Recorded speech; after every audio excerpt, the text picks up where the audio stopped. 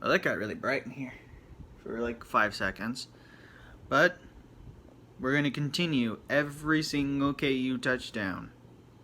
Here we go. Hey, what's up everybody? This is Drew, better known as KU Kid 99, and yes, I'm back with another video. And just like I said in my every KU football touchdown in 2010 video, this is part 2 of the series, and this will be every KU touchdown in 2011. So I'll go through all 12 games and add up each touchdown, and I will divide that by how many games that there are to find how many touchdowns we get per game this year. And just by looking at some of the scores, I think this year might have a better shot at increasing touchdown total. So without further ado, let's get this video started. So here we go. We're going to kick it off with the first game of the year, and it's Kansas versus McNeese State. And we already got the first touchdown of the season in the first quarter, and that was a 25-yard touchdown pass from Jordan Webb to Damon Patterson, which made the score 7-0. KU then answered in the second quarter and made the score 14-3 from a 1-yard run by James Sims. Then KU scored again later in the quarter from 13 yards out by Tony Pearson. Third quarter, and that was a 56-yard touchdown pass from Jordan Webb to Ja'Cory Shepherd. That made the score 28-10.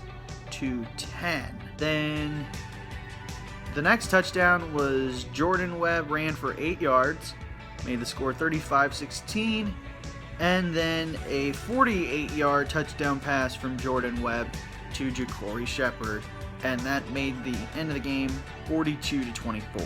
The next game on this is Northern Illinois, and this was a doozy. The first touchdown of this game was a 15-yard pass from Jordan Webb to DJ Bashirs. Then the next one came in the second quarter, an 18-yard run by Darian Miller. And then the final touchdown of the first half came on a 36-yard pass from Jordan Webb to Cale Pick. And Cale Pick used to be a quarterback. So that ended the half deadlocked at 21. Then to the third quarter, James Sims ran in from 8 yards out to tie the game at 28. KU then took the lead on another James Sims run, this one from 1 yard out.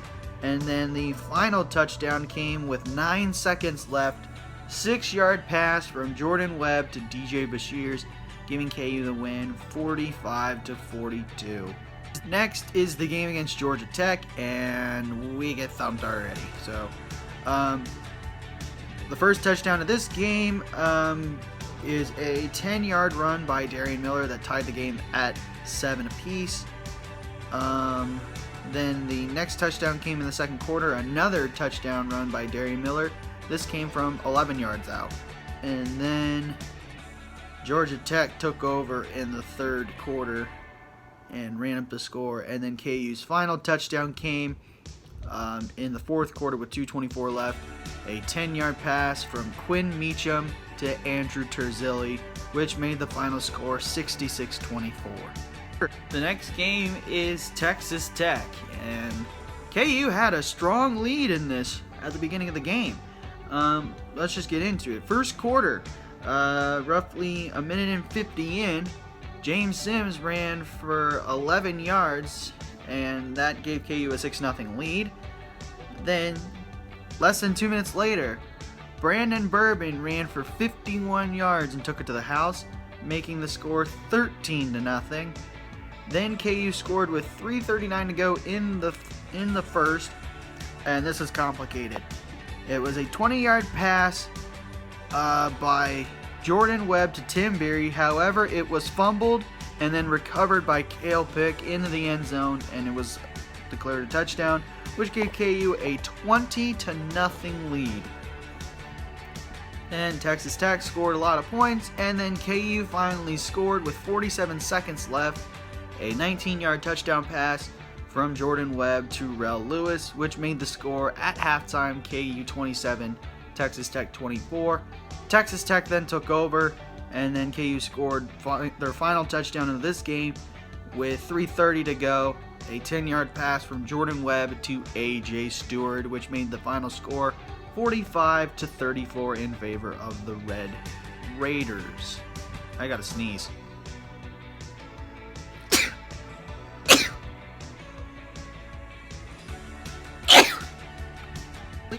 Next up, we have Oklahoma State, and this one, KU started out with a lead.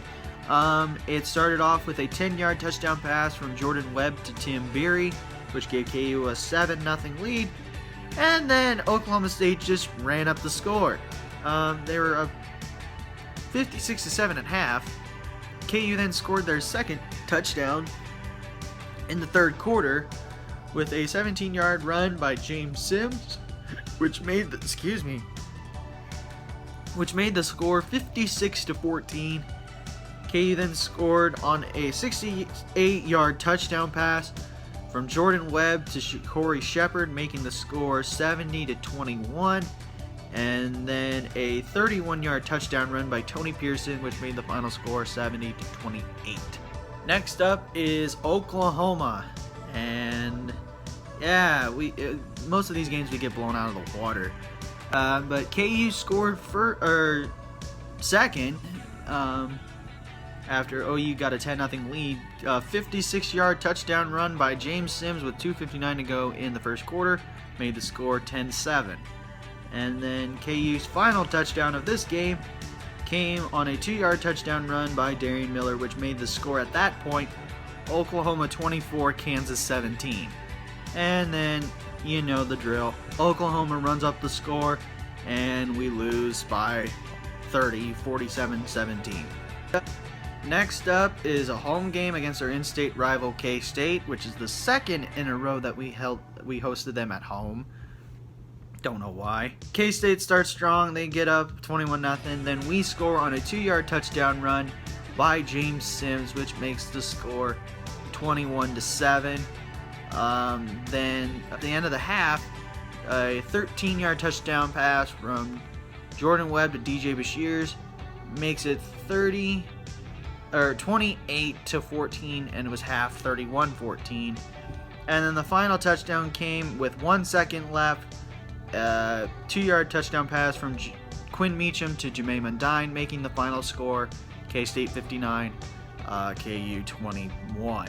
The next game after that was at Texas, and KU did not score a single touchdown, which is the first of the season that KU didn't do so. It was a blowout, 43-0.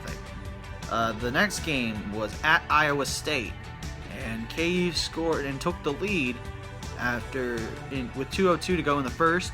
A 22-yard touchdown run by DJ Bashirs makes it 7-3. And then after that, it was just a field goal, and that was it. And Iowa State won the game 13-10. And the next game was KU versus Baylor, which actually ended up going to overtime. So here we go. KU started out with a strong lead in this game.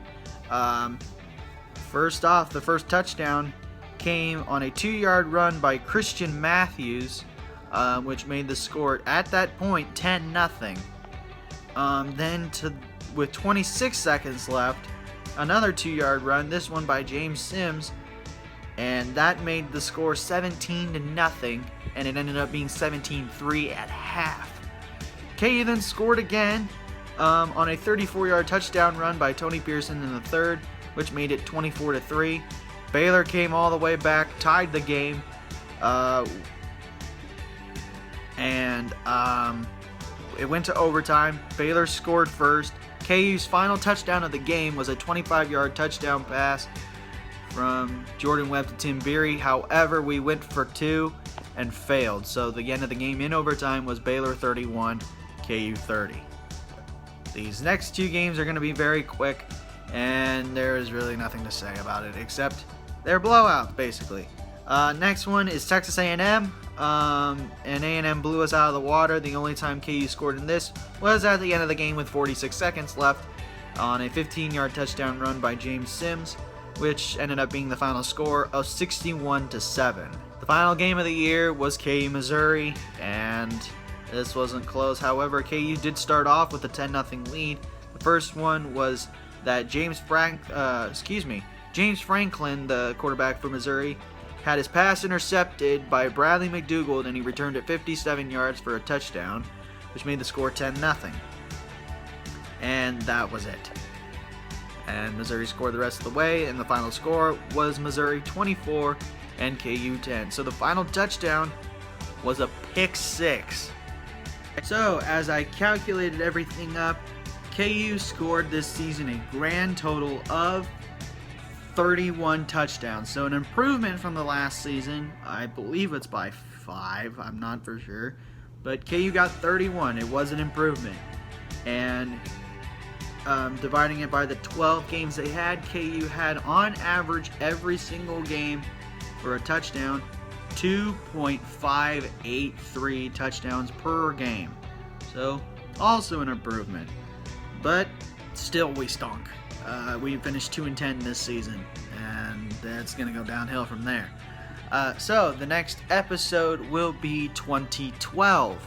So leave a like, comment, share, and subscribe, and push that notification bell to tell your friends about these videos.